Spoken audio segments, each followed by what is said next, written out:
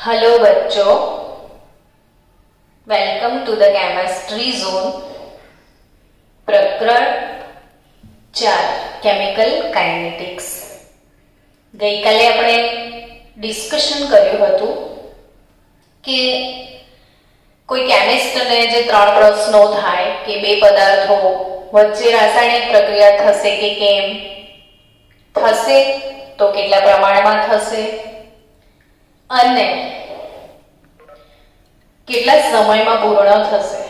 આ ત્રણ પ્રશ્નોને જાણવા માટે આખા આપણા ત્રણ ચેપ્ટર આવી ગયા હતા ને કઈ રીતે એ પ્રશ્નો સોલ્વ થયા એ આપણે સમજ્યા હતા। ગઈકાલે આપણે શીખ્યા કે કોઈ પણ રાસાયણિક પ્રક્રિયાનો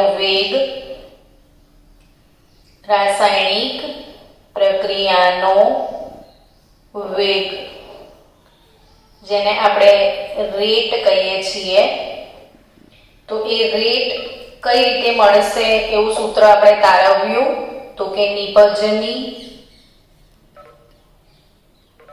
સાંદ્રતા માં થતો ઘટાડો ભાગ્યા તે માટે લીધેલો સમય, અથવા શું હતું બોલતો, અથવા પ્રક્રિયકની સાંદ્રતા માં થતો ઘટાડો। નિપજમાં ઊંધું બોલ્યા ને બાળકો, ઘટાડો ના આવે, નિપજમાં શું થાય, વધારો, પ્રક્રિયકમાં શું થાય, ઘટાડો ભાગ્યા તે માટે લીધેલો સમય। એટલે નિપજની સાંદ્રતામાં થતો વધારો છેદમાં તે માટે લાગતો સમય, અથવા પ્રક્રિયકની સાંદ્રતામાં થતો ઘટાડો છેદમાં તે માટે લાગતો સમય। એટલે આપણે એને દર્શાવવું હોય તો કઈ રીતે દર્શાવાય, તો કે rate is equal to minus, અહીં લખવું પડશે ને અહીં પ્લસ, કેમ વધારો થાય છે ને એટલે સાઇન પ્લસ આવશે, ઘટાડો થશે તો સાઇન માઇનસ, તો કે ડેલ્ટા, આ ચોરસ કૌંસ જે લખીએ છીએ એ હંમેશા સાંદ્રતા બતાવે છે મોલ પર લીટરમાં, કૌંસનો બી એક મતલબ છે, એટલે જો તમે આવો કૌંસ કરો ને તો એ ખોટું કહેવાય।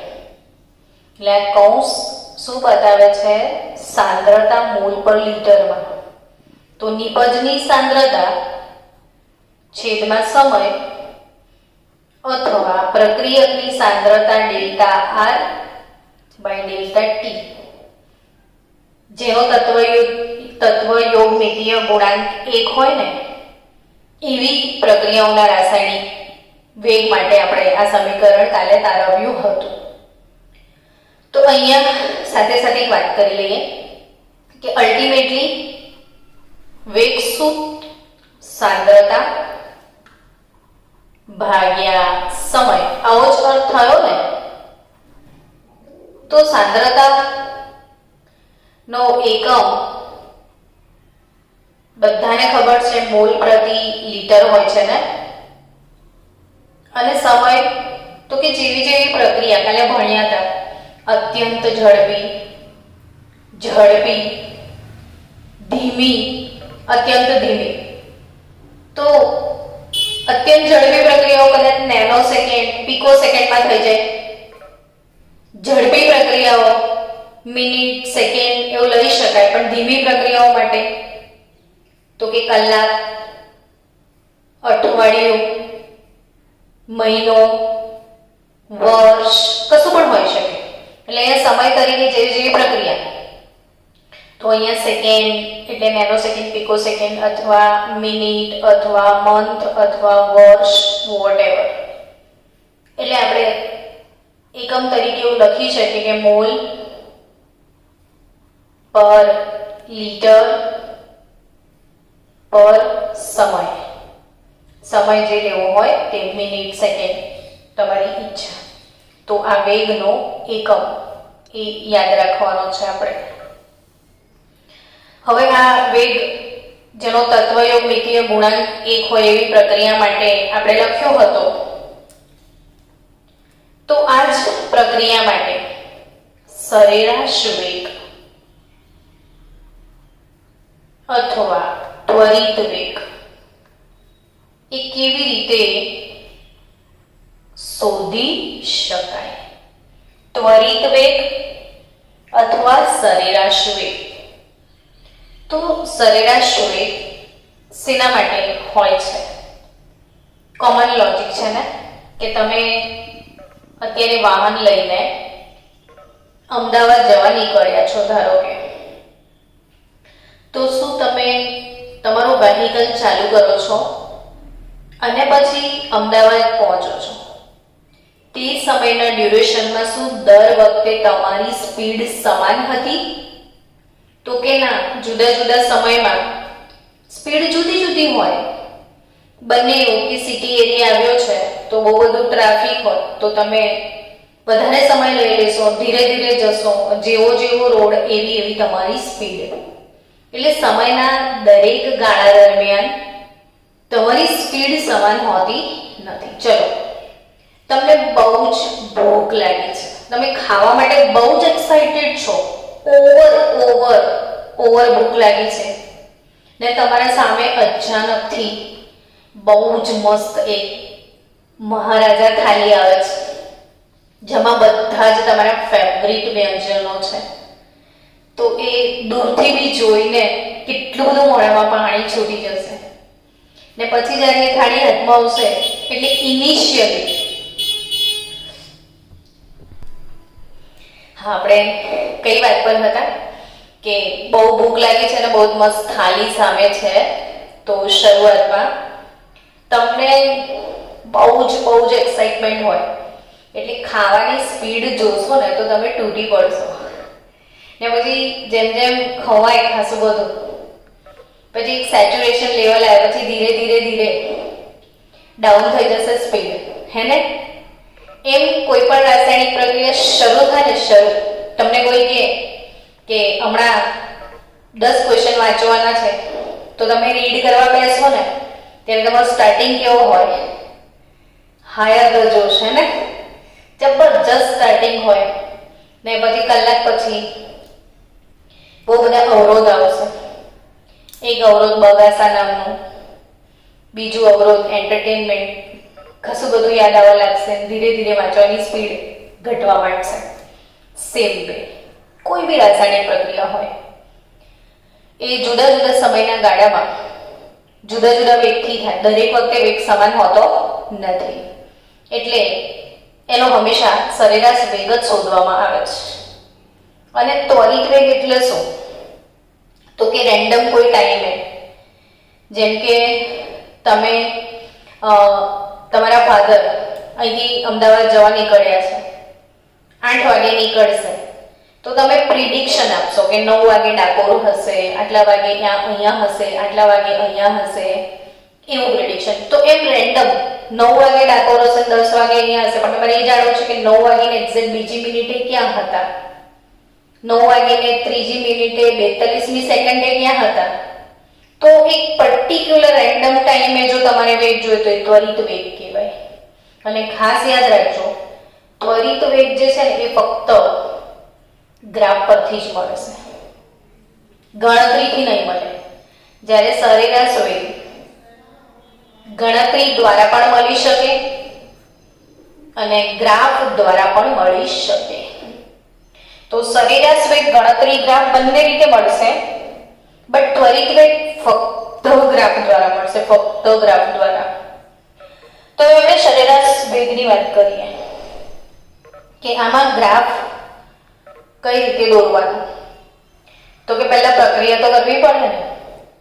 કોઈ પણ રાસાયણિક પ્રક્રિયા શરૂ થાય ને બાળકો, એટલે ધારો કે શરૂ થઈ તો શરૂઆતમાં મૂળ સાંદ્રતા તમે જેટલી લીધી હોય તે 100 ગ્રામ પર મોલ કે વોટ એવર ધ મૂળ સાંદ્રતા, જેને મૂળ સાંદ્રતાને પ્રક્રિયક હોય, પ્રક્રિયક, તો પ્રક્રિયકને ઇંગ્લિશમાં આપણે રિએક્ટન્ટ કહીએ છીએ. આર લખું તો પ્રક્રિયક સમજી જજો. તો મૂળ સાંદ્રતા એને R0 કહેવાય, શૂન્ય સમયની સાંદ્રતા મૂળ સાંદ્રતા R0 કહેવાય, બરાબર? હવે શું થાય, તો આવી રીતે રાસાયણિક પ્રક્રિયા આપણે શરૂ કરીએ ને પછી એના રીડિંગ લેવાના હોય, એટલે રીડિંગ માટે એક ટેબલ બને કે ટી સમય એ સાંદ્રતા R0 માપવાનું.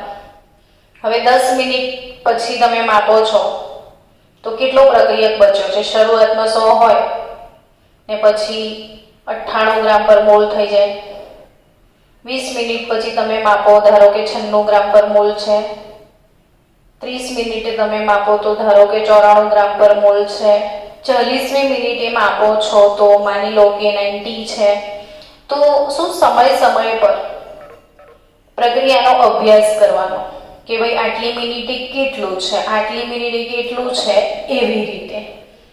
તો જેમ જેમ તમે ડિફરન્ટ સમયના ગાળામાં પ્રક્રિયકની સાંદ્રતા માપશો અથવા તમે અહીંયા પ્રક્રિયકને બદલે નિપજની સાંદ્રતા પણ માપી શકો છો. તો અહીંયા પ્રક્રિયકમાં ઘટાડો જોવા મળે છે, સાથે સાથે નિપજમાં શું હશે? વધારો. તો આ રીતે તમને એક ટેબલ મળે. હવે એ ટેબલ માટે તમે શું કરી શકો? તો ઓબ્વિયસલી ગ્રાફ દોરી શકો છો. અહીંયા સમયની અક્ષ બતાવી દો, લખી શકો છો 10 મિનિટ, 20 મિનિટ, 30 મિનિટ, 40 મિનિટ. ને અહીંયા તમે રીડિંગ લખી શકો છો કે ભાઈ આપણે 90 થી ચાલુ કરીએ કે 80 થી ચાલુ કર્યું, 10, 20, 30, 40, 50 યા પછી સીધું 80, 90 આવી રીતે લઈ લીધું. તો 10 આગળ 98, 20 આગળ આટલું, આમ તેમ તમે ગ્રાફ પ્લોટ કરશો 96. તો આવી રીતે તમને એક ગ્રાફ મળી જશે. તો અહીં આગળ સમય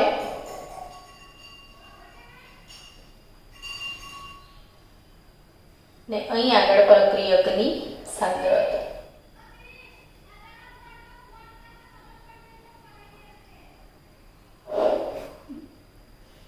તો સમય વિરુદ્ધ સાંદ્રતાનો ગ્રાફ છે. કોના માટેનો છે? પ્રક્રિયક માટેનો. જો હું સ્લોલી જાઉં છું એટલા માટે કે તમે સમજી શકો વસ્તુઓને.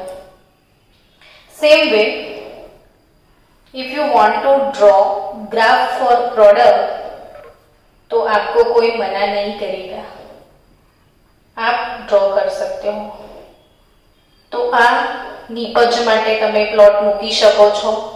આ પ્લોટ કોના માટે છે? પ્રક્રિયક માટે. તો નિપજ તો વધે ને, આ સમય સાથે ઘટી ગયો તો નિપજમાં શું થાય? સમય સાથે વધારો થશે. તો વધારો થશે એટલે ગ્રાફ તમારો આ ટાઈપનો હશે. હવે તમને ઈચ્છા છે, અંદર આવી ગયું છે. હવે તમને શું ઈચ્છા છે કે આર એવરેજ મારે કઈ રીતે શોધવાનો? તો આર એવરેજ એટલે સરેરાશ વેગ. આર એવરેજ એટલે સરેરાશ વેગ.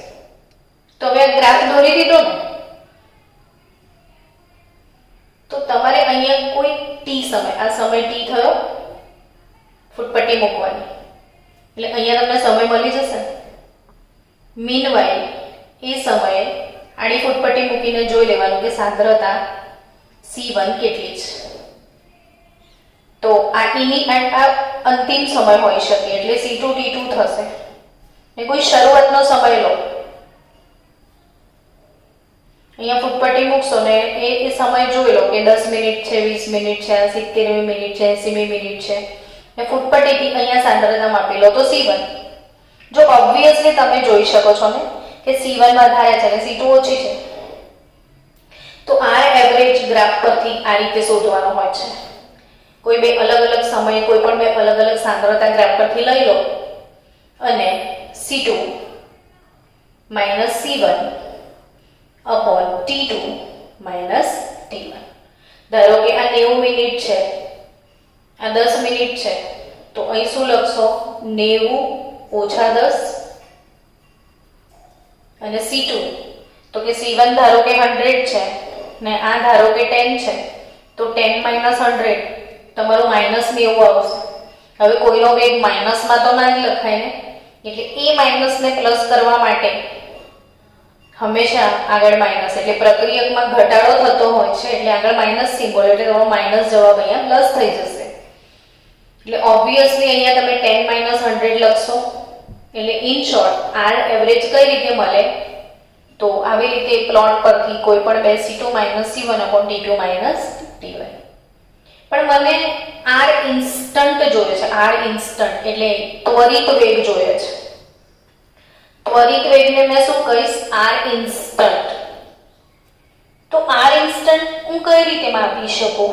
તો એના માટે કોઈ બી કર્વ જે છે ને, આ જે સ્લોપી એરિયા છે, કર્વ એરિયા, ત્યાં એક લાઈન બનાવી દો અને એ લાઈન પરથી આ કર્વનો ઢાળ શોધવાનો હોય છે. આવી રીતે તમે ટેન્જન્ટ 90 ડિગ્રીના ખૂણે આવી રીતે ત્રિકોણ બનાવો તો અહીંથી આ કેટલું ડિસ્ટન્સ છે એ ગ્રાફ પર અહીંથી માપી લેવાનું ને અહીંથી માપી લેવાનું. ને અહીંયા જે થીટા છે 1090 પરથી તમને ખબર છે કે 1090 એટલે શું? તો સામેની બાજુ છેદમાં પાસેની બાજુ એવું હોય છે ને, તો એ પ્રમાણે તમે ઢાળ શોધી શકો. એટલે આર ઇન્સ્ટન્ટનું મૂલ્ય તમને શેના પરથી મળશે?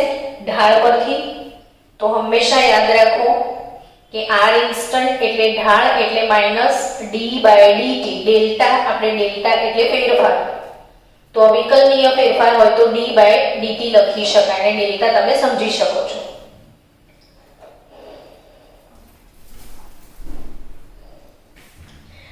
કઈ વાંધો નહીં, હવે અંદર આવશે તો બી ભગાઈ દઈશ છેલ્લે. ચલો, આર ઇન્સ્ટન્ટ એટલે શું? તો કે -d/dt પ્રક્રિયક આર ને માઇનસ ઢાળ, ટૂંકમાં પ્રક્રિયક લો ને તો આર ઇન્સ્ટન્ટ એટલે માઇનસ ઢાળ.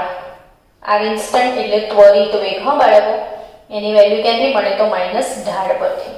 એટલે ઢાળની કિંમત શોધ્યા પછી એની જે માઇનસ વેલ્યુ છે એ ત્વરિત વેગ આવશે તમારો.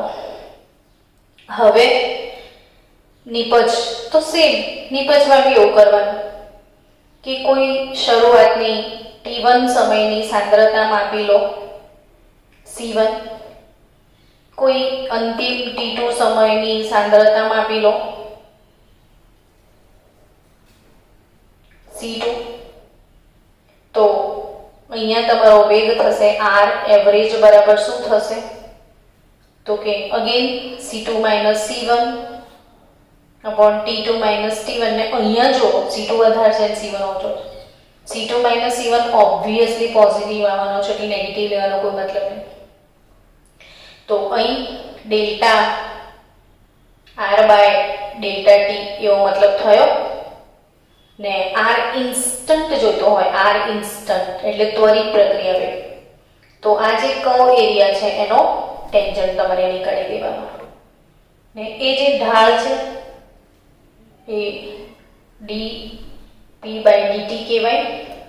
એટલે ઢાળનું મૂલ્ય તમને શું મળશે? d/dt of product. d/dt of product. અહીંયા વિકલનીય ફેરફાર એટલે change in product upon change in time. તો આર ઇન્સ્ટન્ટ એટલે જો નિપજનો ગ્રાફ હોય તો પ્લસ ઢાળ, અને આર ઇન્સ્ટન્ટ ઢાળ તો ગ્રાફ વગર શોધવો શક્ય જ નથી. એટલે ત્વરિત પ્રક્રિયા વેગ જોઈતો હોય તો એ ફક્ત અને ફક્ત ગ્રાફ દ્વારા જ મળી શકે તમને, ગ્રાફ વગર મળી શકે નહીં. જ્યારે સરેરાશ વેગ ગણતરી દ્વારા પણ મળશે અને ગ્રાફ દ્વારા પણ મળશે. એટલે હવે તમે વાંદરા છો તો મને ખબર છે પૂછશો જ કે ગણતરી દ્વારા કેવી રીતે મળે, એ તો શીખાડો. તો હવે ગ્રાફ દ્વારા શીખાડું છું, તો હવે ગણતરી દ્વારા જ શીખવાડીશ ને. એટલે હવેનો આપણો ટાર્ગેટ છે કોયડો ટેક્સ્ટબુકનો 4.1 ગણતા શીખીએ. ટેક્સ્ટબુકમાં કોયડો આપ્યો છે 4.1. આ કોયડો શું છે? તો એ જ છે કે આ ગ્રાફથી મળે છે ને એને ગણતરી દ્વારા કઈ રીતે મેળવી શકાય. તો કોયડામાં શું આપ્યું છે? તો જુદા જુદા સમયે જુદી જુદી સાંદ્રતા આપી છે. હવે આટલો મોટો ક્વેશ્ચન હું લખતી નથી, થોડું મેન્શન કરું છું, પણ તમારે જો ટેક્સ્ટબુક છે જ કે C4H9Cl ક્લોરોબ્યુટેન અથવા બ્યુટાઇલ ક્લોરાઇડ માટે બ્યુટાઇલ ક્લોરાઇડ માટે સમય વિરુદ્ધ સાંદ્રતાનો ગ્રાફ આપ્યો છે. એટલે આપણે એ લખી દઈએ કે t સેકન્ડ અને સાંદ્રતા મોલ પર લીટરમાં આપી છે.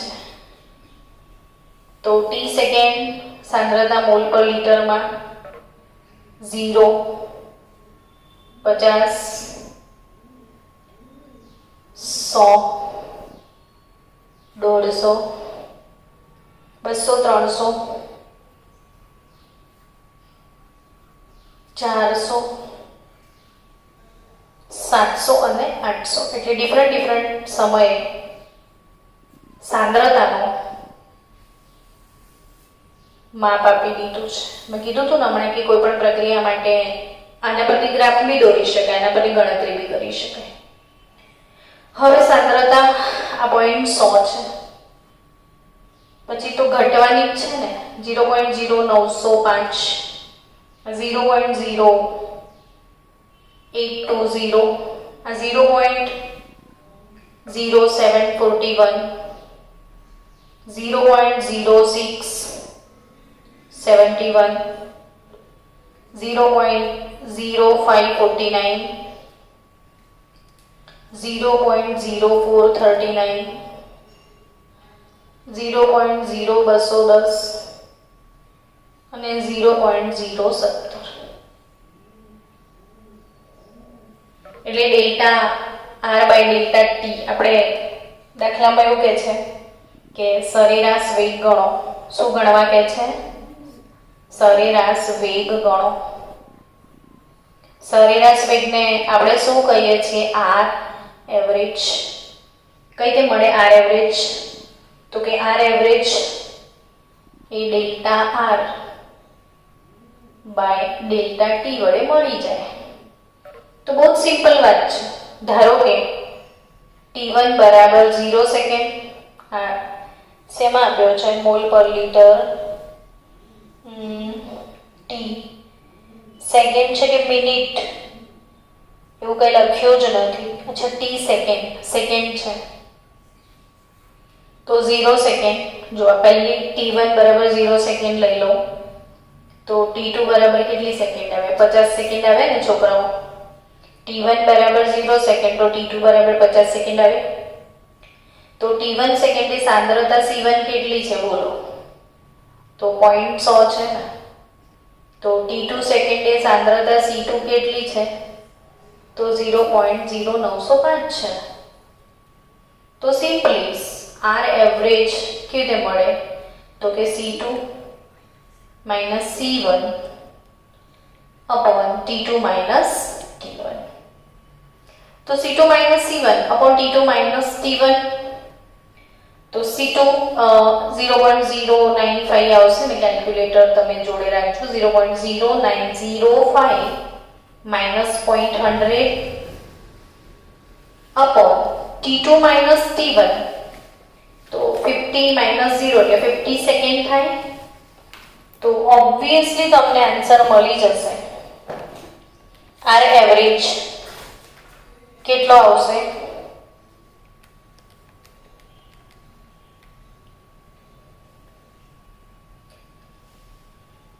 Minus 0.095 upon 50. તો કેટલું આન્સર આવ્યું? 1.90 આવે છે. તો 1.90 આર એવરેજ. એનો એકમ શું થશે? તો કે મોલ પર લીટર પર સેકન્ડ. તો હવે બાળકો મેં આ કેસ 1 માટે કર્યું, તમે કરી શકશો ને આગળ. હવે આવી રીતે કરવાનું કે હવે T1 કે પછી T2 બરાબર 50 સેકન્ડ લઈ લો. આર એવરેજ 1 લઈ લઈએ આપણે. T3 લઈ લો તો T3 કેટલો છે? 100 સેકન્ડ છે. તો એ વખતે સાંદ્રતા C2 ને સાંદ્રતા C3 લઈ લો. 50 વખતે સાંદ્રતા 0.0905 છે અને સાંદ્રતા C3 જે છે, સાંદ્રતા C3 એ 0.0820 છે. તો ઓબ્વિયસલી આર એવરેજ 2 નીકાળી દો તો અહીંયા શું થશે? C3 minus C2 upon T3 minus T2. 1.70 તમારો આન્સર આવશે મોલ પર લિટર પર સેકન્ડ. એટલે આવી રીતે જેટલા પણ સમયગાળા આપ્યા છે એ બધાના માટે આર એવરેજ શોધવાનું છે. તો કેવી રીતે કરશો? તો કે આટલું બધું લાંબુ લખો એના કરતા એક ટેબલ બનાવી દો. આવી રીતે જો કે ટેબલ બનાવી દો તો બહુ ઈઝી કામ પતી જશે. તો ટેબલમાં શું લખશો? તો કે પહેલા ટેબલમાં ટાઈમ લખી દો t1 સેકન્ડ, પછી અહીંયા લખી દો t2 સેકન્ડ. t1 સેકન્ડે સાંદ્રતા r1, t2 સેકન્ડે સાંદ્રતા r2. અહીંયા શું કરશો? r2 minus r1. અહીંયા શું કરશો? t2 minus t1, r2 minus r1, t2 minus t1. ને અહીં શું આવશે? તો કે r average r2 minus r1 upon t2 minus t1. તો t1 સેકન્ડ અહીંથી શરૂ કરી દો કે ભાઈ 0.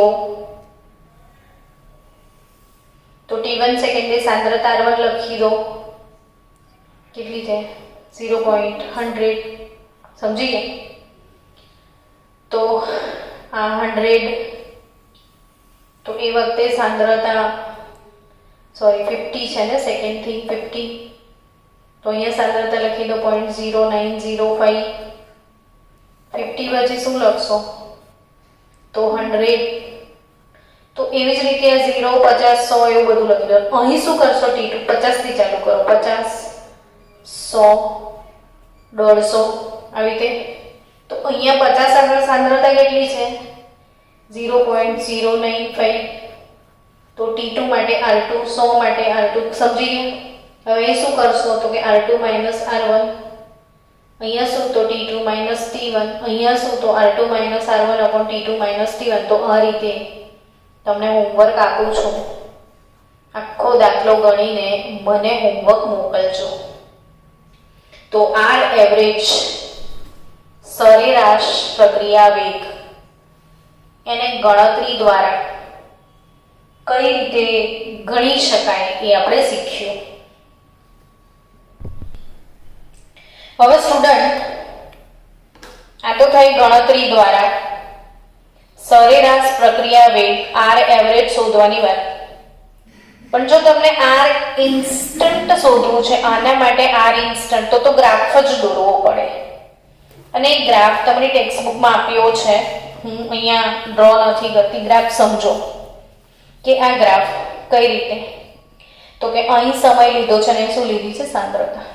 તો સમય 0 second, 200 second, 400 second, 600 second, 800 second.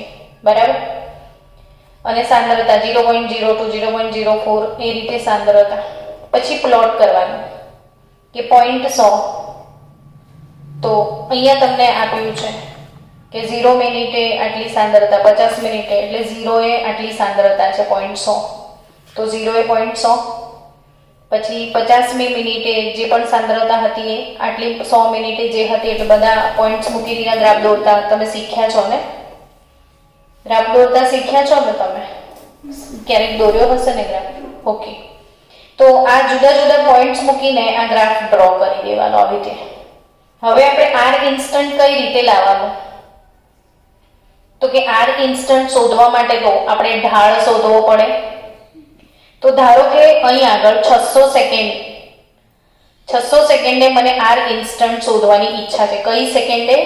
600 સેકન્ડે R instant શોધવાની ઈચ્છા છે. તો મેં આ 600 સેકન્ડ પરથી અહીંયા સ્કેલ લઈ અને આ એક લાઈન દોરી. તો આટલી આજે અહીં જે મને લાઈન મળી 400 ને 800 ની વચ્ચે મેં લાઈન કવર કરીને 600 આવે છે. તો અહીંયા ઢાળ શોધી કાઢો. તો હવે વિચારો કે અહીં 400 ને અહીંયા 800 ને અહીંયા 400. તો ઢાળ કઈ રીતે મળશે? તો this upon this, ટેન્જન્ટ આ બાજુનું માપ સાંદ્રતા ભાગ્યા સમય મળશે તમને. તો આ બાજુ આપણે લેવાનો છે dr ને આ સમય લેવાનો છે dt. તો આ જે dt છે 800 ભાગ્યા 400 છોડ્યો.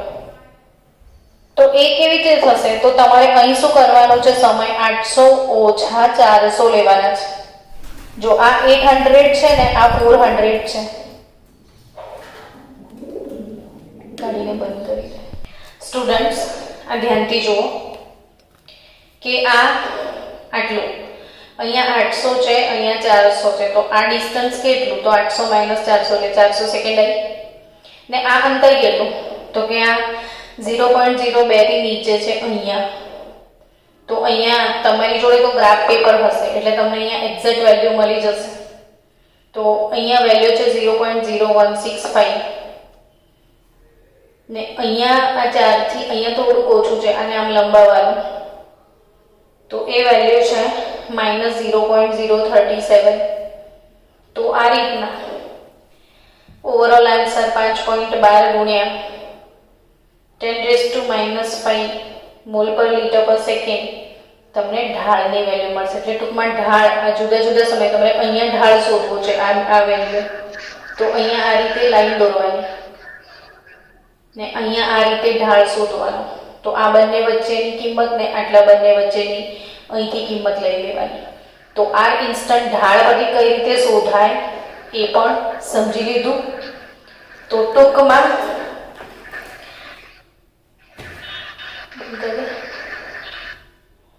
આપણે આ દાખલા પરથી ગણતરી કરીને સરેરાશ વેગ શોધી શકીએ, ગ્રાફ પરથી બી સરેરાશ વેગ શોધી શકીએ. પણ આ ઇન્સ્ટન્ટ એટલે ત્વરિત વેગ માટે તમારે 100% શું દોરવો પડશે? ગ્રાફ.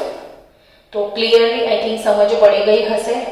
તો આવતીકાલે આપણે પ્રક્રિયાને અસર કરતા પરિબળો તથા જે રાસાયણિક પ્રક્રિયાઓનો તત્વયોગમિતીય ગુણાંક 1 નથી એવી રાસાયણિક પ્રક્રિયાઓનો વેગ કઈ રીતે શોધી શકાય એ ભણવાનું છે.